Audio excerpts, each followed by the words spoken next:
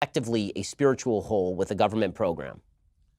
This is, to me, the generational challenge that we're facing, is how do you create more community ties and structure and purpose and fulfillment and paths forward for Americans who feel this central void in their lives?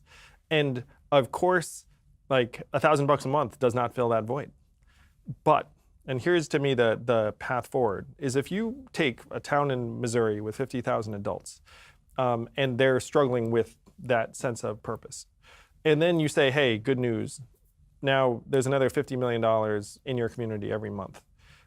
So what happens to that money? Some of it goes into local businesses. There's a person there who wanted to start a bakery, and the bakery was a dumb idea, but now the bakery's a good idea. And then he starts it, and then he hires a couple of people, and then people like his baked goods, and then some of that money goes into religious institutions. Some of that money goes into nonprofits. Some of that money goes into arts organizations and cultural organizations. And then you end up giving people an opportunity to at least start to address that new sense of structure and purpose and fulfillment and meaning by making it so that everyone feels like they have some value, they're not going to die, like that, like their kids have a future, and then putting at least the beginning of some resources into their hands to try and rebuild. And maybe for some of them, it's like, hey, now I'm going to leave this town. Like that could be the way like I'm going to rebuild.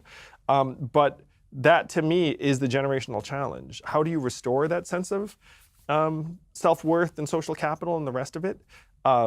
So it's not like money does that, but what money does do is that money helps create the conditions where we can at least start to try and address that central challenge. Okay, so now I want to race through some of the policy proposals. I want to get